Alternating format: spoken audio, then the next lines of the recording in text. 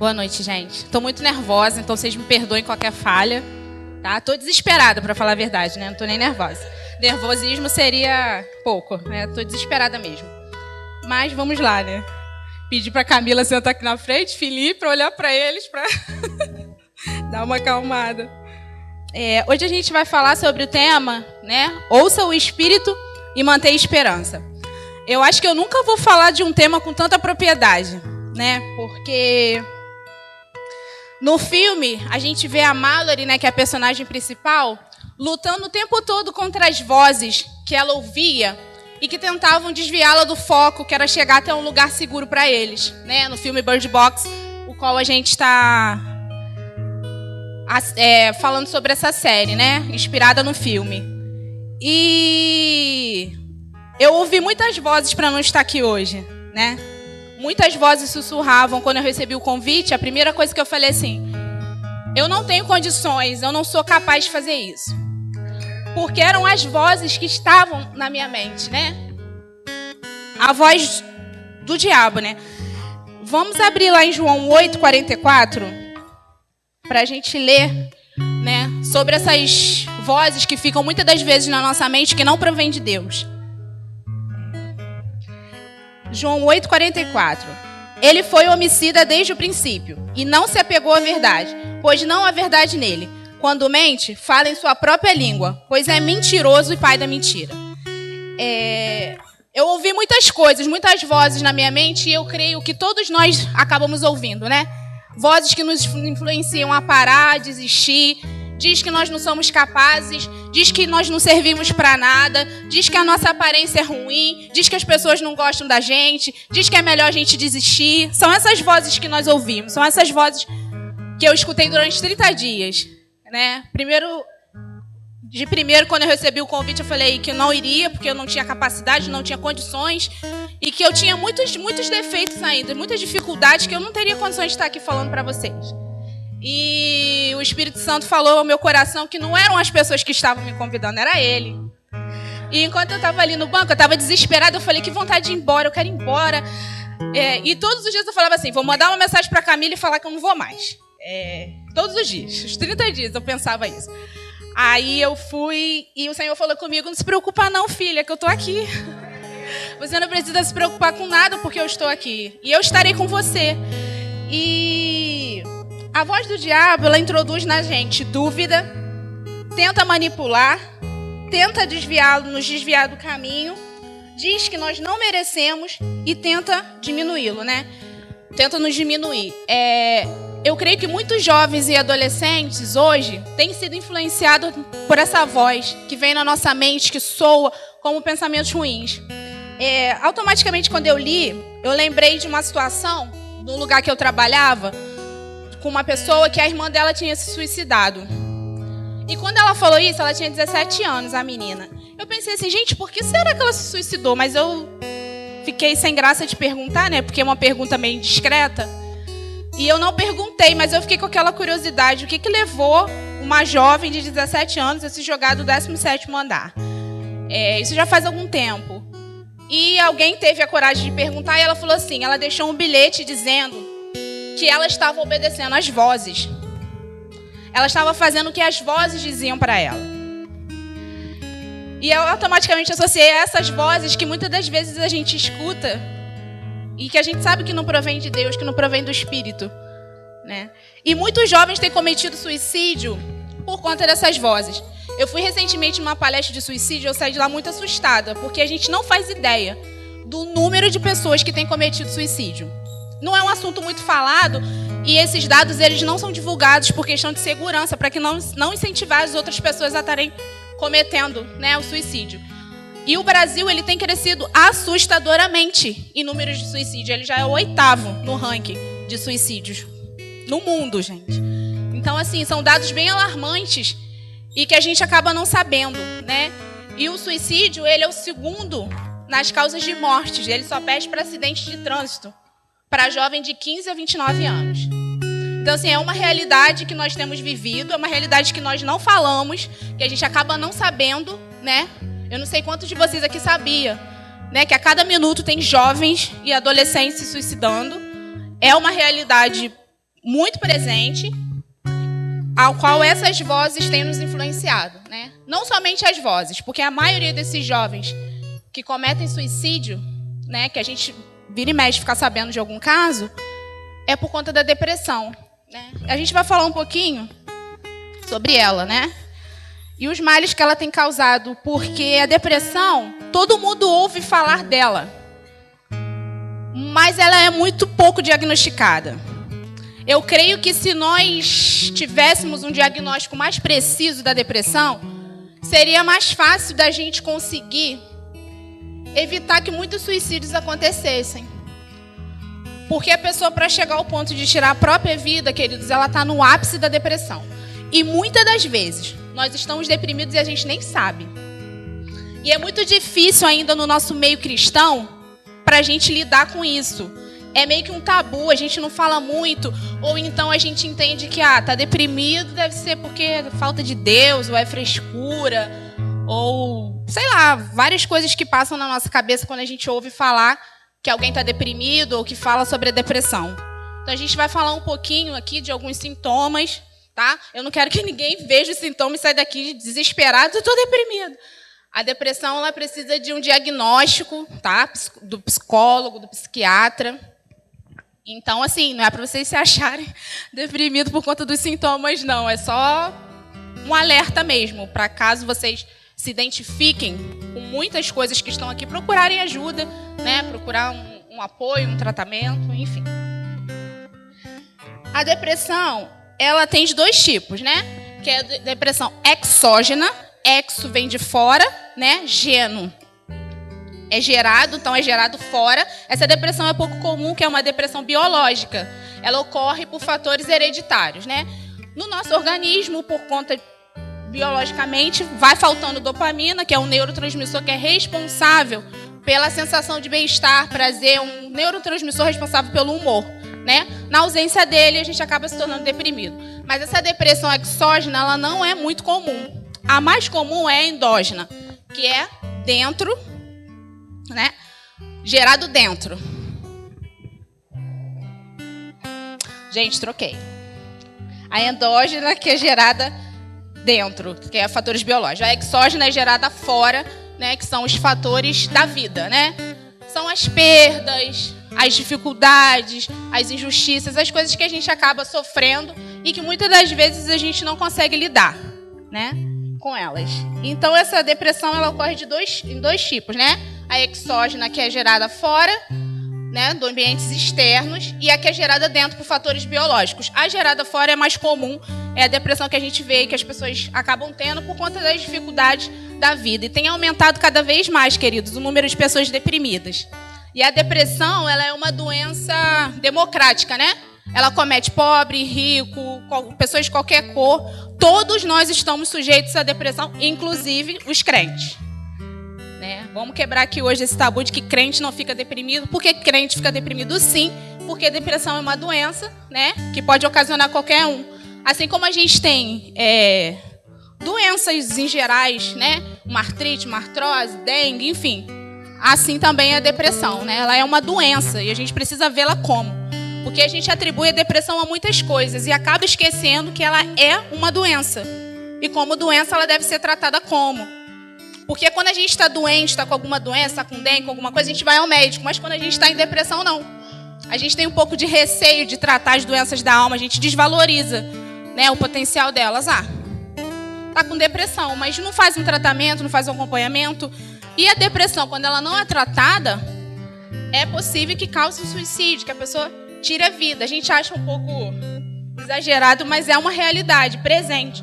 E muito na nossa juventude, né? Não é à toa que nós estamos subindo no ranking e só perdemos para as causas de morte por acidente de carro, né? O suicídio está totalmente associado à depressão. A depressão, eu vou falar agora de 5 áreas, né? Que a depressão, ela atinge, né? Em primeiro lugar, ela atinge o comportamento. Os comportamentos eu vou lendo aqui, porque são muitos, eu não vou conseguir falar todos. Agitação constante ou desânimo constante são alguns comportamentos ambíguos, ou seja, cada um responde de uma maneira. Tem pessoas que estão deprimidas e vão ficar extremamente agitadas. outras vão ficar extremamente desanimadas. Então depende da pessoa, né? Do que ela... Dificuldade de realizar tarefas simples. Por exemplo, às vezes a gente vê alguém que não consegue varrer a casa, que não consegue lavar uma louça, e a gente fala que esse preguiçoso, imprestável, não faz nada. Muitas das vezes essa pessoa está passando por um processo depressivo. Ou ela tem dificuldade de fazer tarefas, ela tem dificuldade de sair de casa, tem dificuldade de fazer coisas simples que fazia antes, e a gente às vezes menospreza isso. Essa pessoa, ela pode estar deprimida, né? Perda do prazer em realizar atividades que eram prazerosas, dificuldade de concentração, dificuldade de tomar decisões, prostração, necessidade de isolamento e perda de interesse sexual. A necessidade de isolamento é um comportamento muito presente nas pessoas deprimidas, né? As pessoas deprimidas, elas tendem ao isolamento. Quando eu li esse sintoma, eu falei, gente, eu tenho um monte de sintoma, como é que vai ser, Senhor? Aí ele falou pra mim, fala da sua experiência, filha, de luta. Pra não ficar deprimida, porque assim, eu fui lendo, eu falei, gente, mas tem coisa abessa aqui parecida, né? Vai ficar esquisito, vou chegar lá, vou falar. Tá, gente, são sentimentos que eu luto contra. Sem hipocrisias, né? Sem falsidades. Eu luto diariamente, constantemente, para não ficar deprimida, né? Porque eu tenho um comportamento meio melancólico, né? E é um dos negócios assim que eu sou muito sentimental, então Felipe sabe, né? Então os negócios assim que vai... Felipe, minha sogra, o pessoal todo sabe, difícil. Mas eu tô vencendo. Tô caminhando, gente. Vamos lá. Nos pensamentos, né? Que é o pessimismo. Pensamentos de suicídio e morte. Se acham um fracasso, um peso na vida das pessoas e acha que o mundo e a vida ficarão melhor sem eles. Esses são os pensamentos, na área dos pensamentos, né? Dos sentimentos, tristeza permanente, ansiedade, desespero, preocupação, baixa estima, sentimento de culpa. Sentem culpa por todo o mal que acontece no mundo, né? E no físico, a fraqueza, o cansaço, o esgotamento, a perda e aumento de apetite ou aumento e perda de peso, dores de cabeça constantes, problemas no intestino e dores musculares. Tá? Se vocês estiverem se identificando, gente, fiquem quietinhos, depois vocês procurem ajuda.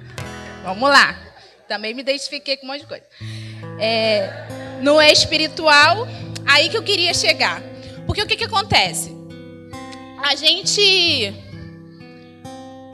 não entende muito que quando a gente está com a nossa alma adoecida, que é o conceito da depressão, essa exaustão da alma, a melancolia da alma. Depois eu vou ler aqui um salmo que a gente vai ver o salmista Davi extremamente deprimido, com a alma cansada, batida, exausta. Isso afeta o nosso espiritual. Então, muitas das vezes, o que a gente acaba fazendo é buscando uma ajuda médica, que é necessária, porque a depressão é uma doença e precisa ser tratada como tal.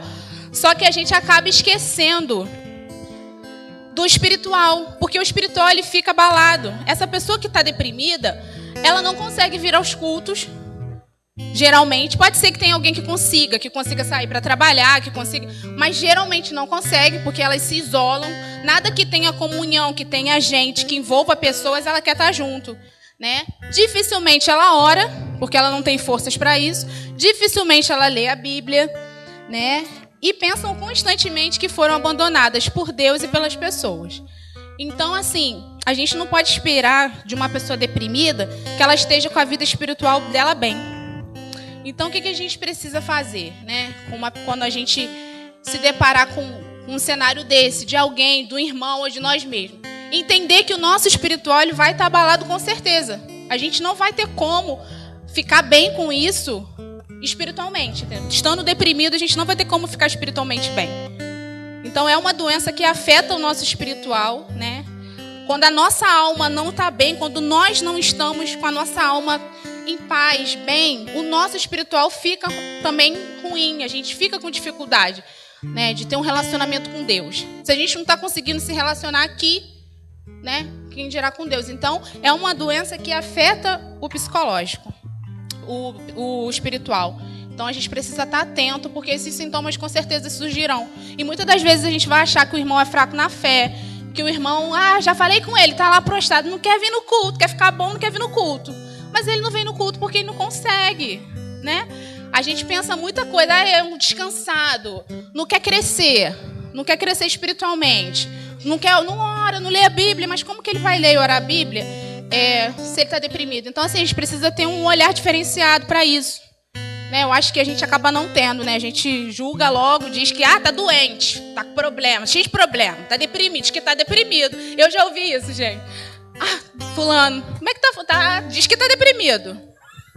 Tipo assim, como se fosse, diz que tá deprimido para poder não fazer as coisas que tem que fazer. É mais ou menos isso, né? A visão um pouco preconceituosa que a gente tem. Agora eu vou falar um pouquinho sobre os sintomas da depressão nos adolescentes, né? Que é um pouquinho diferente. Né? A primeira é a mudança marcante na personalidade ou nos hábitos, né? De repente, você que tem um filho em casa, você é adolescente aqui que de repente se identifica com algumas coisas, né? Afastamento da família e dos amigos, perda do interesse em atividades que eram interessantes, né? Descuido com a aparência, perda ou ganho de peso, comentários autodepressivos, comentários sobre morte, doação de pertences que valorizavam. E a automutilação. Eu queria dar uma atenção especial para a automutilação, porque a automutilação é uma coisa muito constante, né? Quando eu era adolescente, eu nunca tinha ouvido falar sobre isso. Mas hoje em dia é uma prática que a gente vem vendo cada vez mais, né? A automutilação são os cortes que a gente acaba dando no braço, nas pernas, no abdômen, né? Onde a pessoa achar que, enfim... esses cortes, eles significam que a dor que você sente emocionalmente, você se corta para que essa dor física seja até melhor do que a dor emocional que você sente. É mais ou menos isso. São tantas dores, né, que geralmente um adolescente deprimido tem, que ele se corta para que essa dor física, como se essa dor pudesse ser substituída, sabe? Eu posso sentir, é melhor sentir aqui do que sentir na minha alma. É melhor eu sentir no meu corpo, né, o corte, a dor do corte, do que sentir na minha alma. Então, imaginem o quão angustiado uma pessoa deve estar, queridos, para cortar o próprio corpo, né? E isso tem sido uma prática cada vez mais constante entre os adolescentes, né, por conta do mundo que a gente tem vivido, né? Os dias são maus. O dia mau ele chega para todo mundo, chega para mim, e, enfim. É algo que a gente tem cada vez visto mais, a automutilação, né? Eu não sei quantos de vocês aqui já ouviram falar, né? Ou conhecem alguém que se automutila. É por isso, né? É uma dor emocional tão grande que eles se cortam para ver se a dor passa. Mas ela piora, né? Enfim, não é uma prática legal. Pessimismo em relação ao futuro e desesperança, né? Vamos abrir lá no Salmo 142, do 1 ao 7.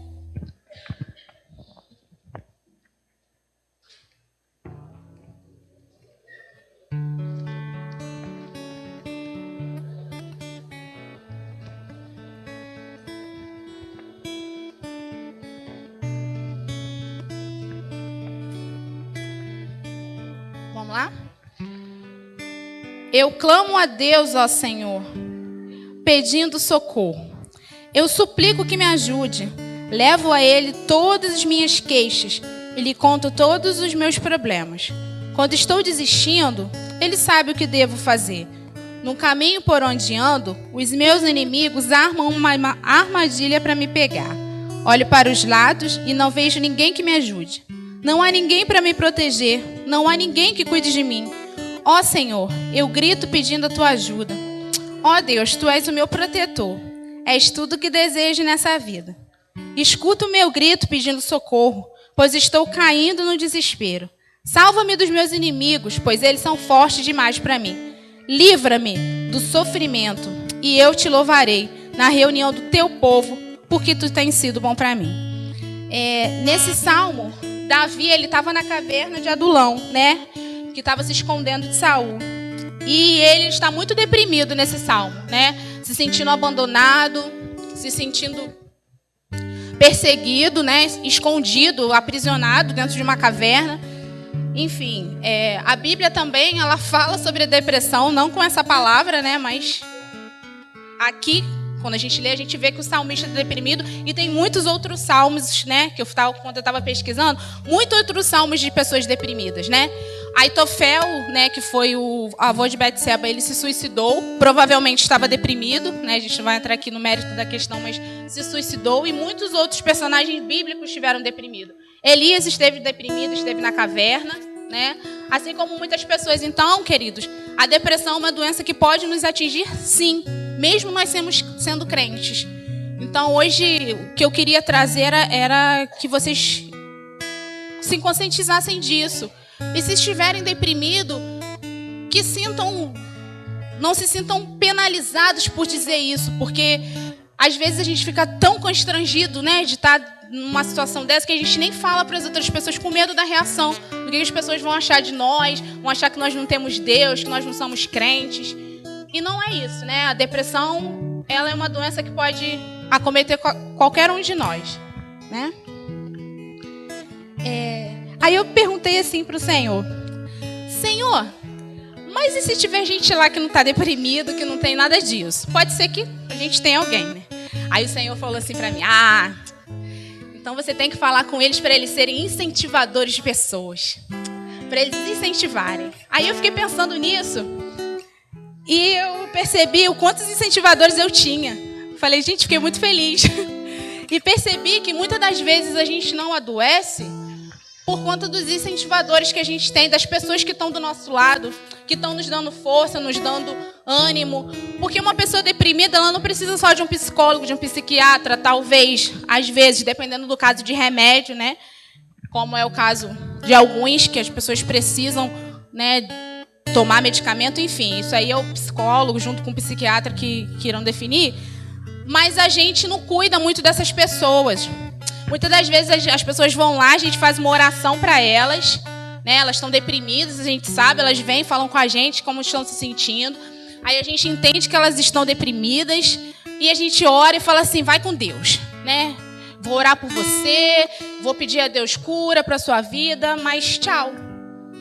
E aí essa pessoa ela fica com tratamento somente médico, mas sendo como eu falei aqui antes, o espiritual dela fica abalado.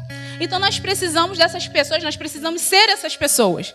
Esses incentivadores, essas pessoas que vão caminhar com essas pessoas que estão passando por um momento difícil. Não só com depressão, mas com qualquer outro tipo de doença. E às vezes eu olhei para mim e eu vi que eu vencia porque eu tinha alguém do meu lado que estava o tempo todo me incentivando. Quando eu falava que eu não conseguia, ela falava assim, você consegue. Se você não conseguir, eu vou estar lá do mesmo jeito. Aí eu vou pegar você aqui pelo bracinho e vou levar você. Mesmo dando errado. Mesmo que você não consiga, eu vou estar ali. Eu vou estar lá na primeira fila. Você não consegue ir ao médico, mas eu vou com você. Você não consegue procurar ajuda, eu vou procurar ajuda com você. Né? Você está sentindo vontade de se matar? Liga para mim. Me manda uma mensagem que eu vou correndo.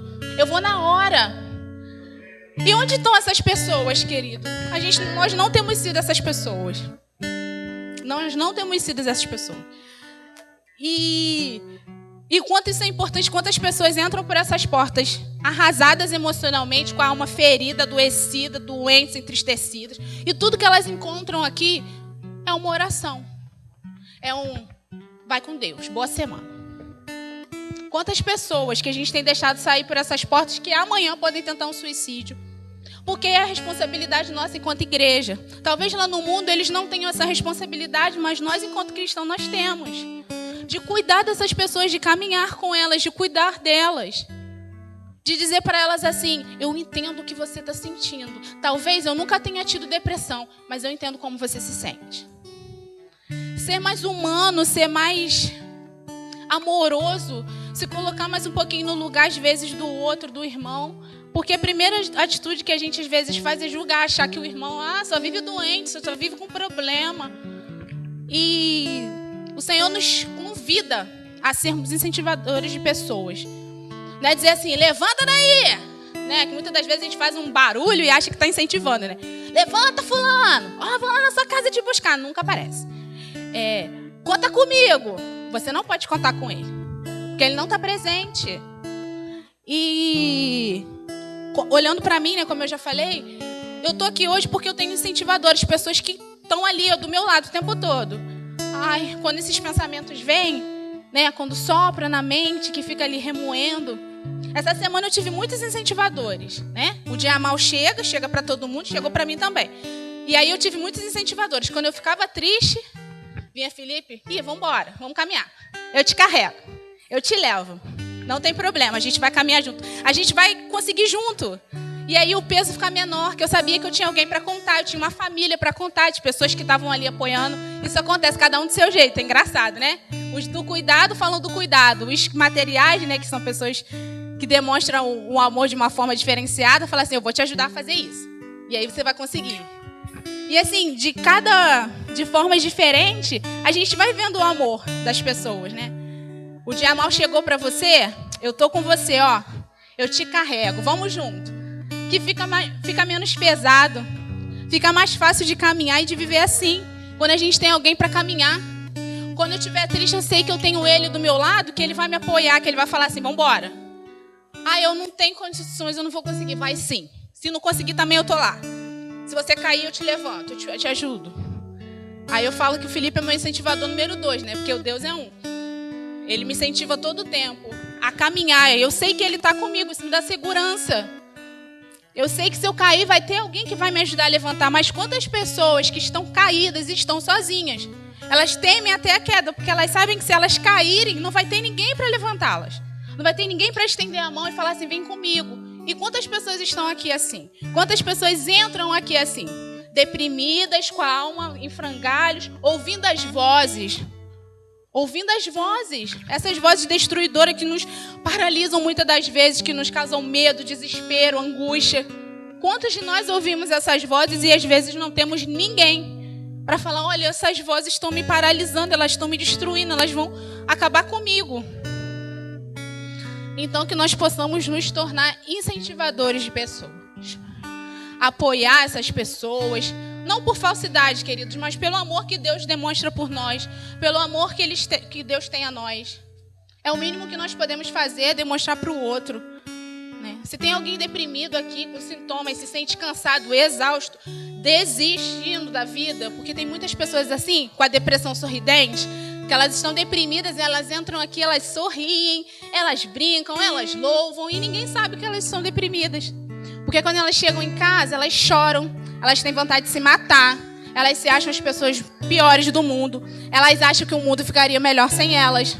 Quantas pessoas com a depressão sorridente, que a gente fala, né, estão assim? Sorriem aqui, mas em casa choram. Se veem sozinhas e angustiadas, sem ninguém. Né? Tem muitas pessoas, mais do que a gente imagina. Às vezes a gente olha assim, acha que está todo mundo bem, que está todo mundo feliz, com a alma em paz. E se a gente for olhar bem a fundo, não é bem assim. Não é bem assim que as coisas estão caminhando. Né? E nós somos compostos por corpo, alma e mente. Então nós temos que tratá-los todos com a mesma importância. Só que a gente trata muito do corpo, né? Porque é o físico, é o visível, né? Mas quando se trata da alma, a gente dá uma enrolada, porque nem é tão importante assim, né? Que a gente acaba... Às vezes a gente está em frangalhos, mas a gente não procura um psicólogo, uma terapia, algo que vai nos ajudar, que a gente vai conseguir falar, vai conseguir colocar para fora. Ou não procura um irmão para estar falando para ele das nossas dores. Irmão, eu me sinto assim. Porque a gente falando, na verbalização, a gente consegue eliminar algumas coisas que a gente está sentindo. Tem pessoas com síndrome do pânico, impossibilitadas de entrar em lugares fechados, de entrar em ônibus. Isso é uma realidade nossa, que às vezes a gente não sabe. Às vezes a gente está com o irmão do nosso lado que, se entrar no ônibus, vai se desesperar, vai ter que descer. Se ficar num elevador, não vai ter condições. Pessoas que não conseguem sair de casa. Essa é uma realidade, queridos. É uma realidade cada vez mais constante, que a gente não está atento para isso. Sendo nós mesmos, né, as pessoas com com esses sentimentos, né, fazer uma autoavaliação nossa, porque a gente vai sobrevivendo, e a gente vai sobrevivendo, mas não está vivendo com qualidade. E muitas das vezes, se os nossos problemas emocionais forem tratados, a gente vai conseguir viver com uma qualidade de vida melhor. A gente vai conseguir, não a felicidade plena, talvez completa, como a gente às vezes busca, mas a gente vai conseguir uma vida mais satisfatória, mais feliz. Mas a gente não faz isso. A gente não busca ajuda. A gente não chega para alguém e fala, eu preciso falar. Eu preciso dizer para você que eu estou me sentindo assim. Né? Muitas das vezes, a gente está arrebentado e sorri como se nada tivesse acontecido. A gente tem o hábito de esconder as nossas dores por conta da felicidade que a gente precisa mostrar para o mundo, né? Então, aí as redes sociais, em que todos são felizes, ricos, né? Às vezes eu olho a rede social e falo, a única pobre sou eu, gente, porque as pessoas viajam, comem em restaurantes maravilhosos, vivem muito felizes, né? O Facebook, o Instagram são lugares, né? É o lugar de pessoas felizes. Ali todo mundo tá feliz, ninguém tem problema, a gente olha assim, né? Casal, eu te amo, né? Muita coisa legal. E a gente não sabe se é bem assim, né? Mas é a realidade, né? Então, assim, a gente é obrigado a ser muito feliz. A gente é obrigado a sorrir o tempo todo, porque não são bem vistas os nossos, né? Quando a gente não tá bem, melhora essa cara.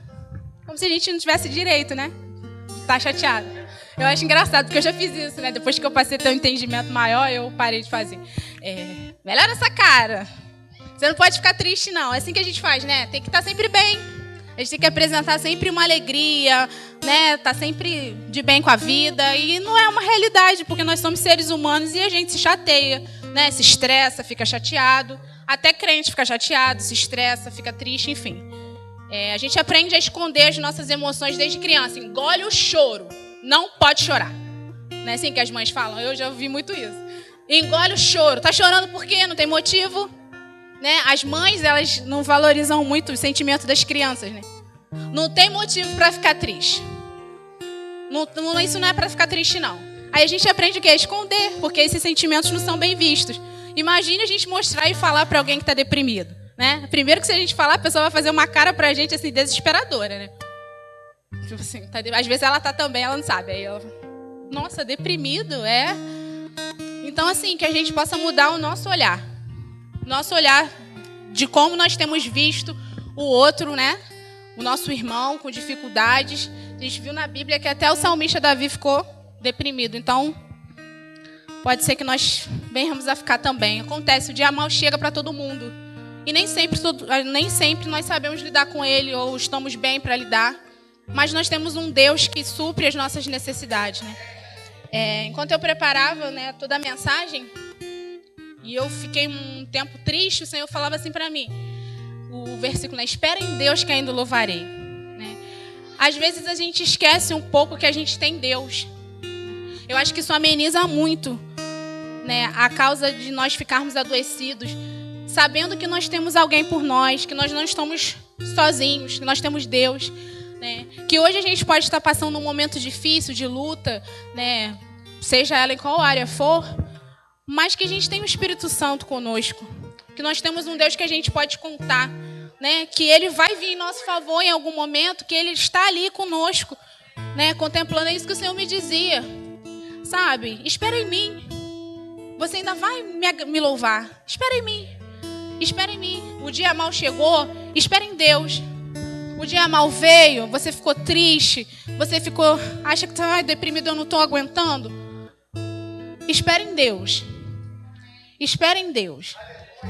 É isso que eu tenho para dizer para vocês. Esperem nele. Nele vem toda a fonte de vida. Nele vem a nossa alegria. Nele vem tudo que nós precisamos. E se estamos de pé, eu às vezes olho para mim e falo, gente, se não fosse Deus, talvez eu estivesse hoje em Jurujuba, porque não iria dar conta de tanta coisa, né? De tantos sentimentos, de tantas dificuldades que a gente tem ao longo da vida. Mas sabendo que eu tenho Ele, eu sei que eu posso contar com alguém. Além das pessoas terrenas, eu tenho alguém acima de todos que pode me ajudar, né? Que está comigo, que sabe o que eu estou sentindo, né? Então, assim, se você estiver muito angustiado, fala para Deus, Senhor, eu me sinto assim, exausto. Eu sinto vontade de desistir da vida. Porque eu sei que tem muitas pessoas aqui que entraram se sentindo assim hoje, né? Com vontade de desistir. da vida, acha que não vale mais a pena, acha que elas não fazem diferença nenhuma para ninguém e para nada. Então, que a gente possa mudar, né, hoje essa realidade e procurar ajuda. Ajuda médica, gente. Ajuda médica é preciso nos casos de depressão. Para as pessoas que estão deprimidas, precisam procurar ajuda, né? Eu tenho depois um telefone que é um lugar que se chama Centro de Valorização da Vida, né? Que atende pessoas que estão com ideação suicida, né? Ideação suicida é pessoas que estão com vontade de se matar. E funciona 24 horas. Pode ser que no momento de dificuldade que vocês vivam ou de alguém que vocês conheçam, essas pessoas possam de repente ter um socorro através desse telefone. Não é nada cristão, mas são pessoas que estão ali para prestar um socorro, para ajudar, né? Às vezes no momento de desespero, se vocês souberem de repente de alguém, ou se vocês tiverem, né? O número é 188, né? A ligação é gratuita.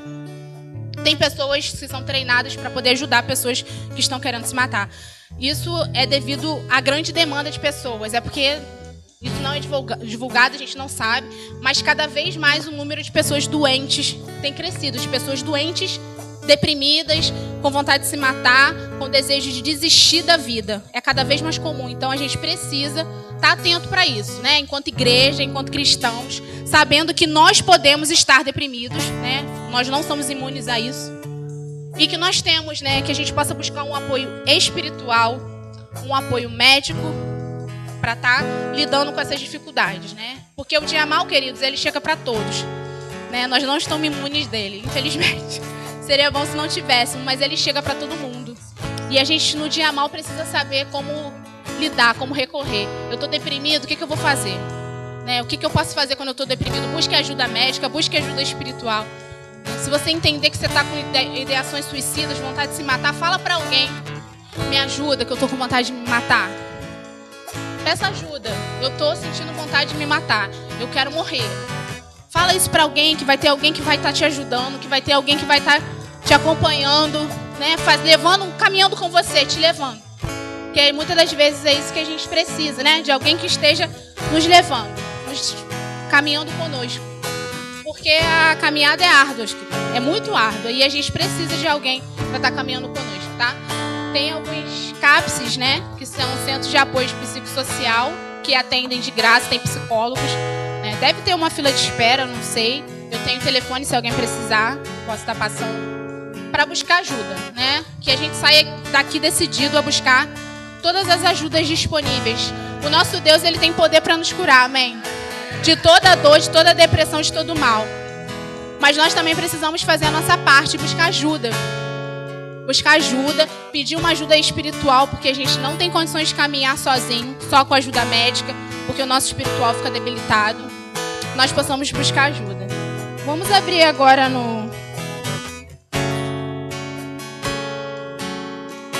em Lamentações 3:21.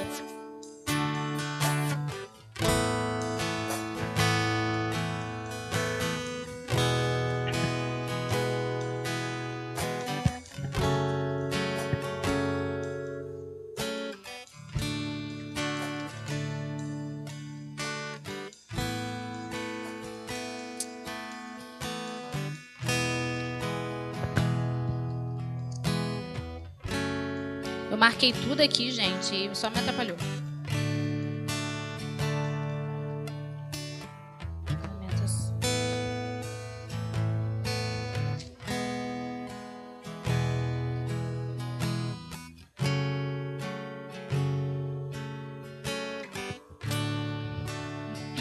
Mas a esperança volta quando penso no seguinte: o amor de Deus não se acaba e a sua bondade não tem fim.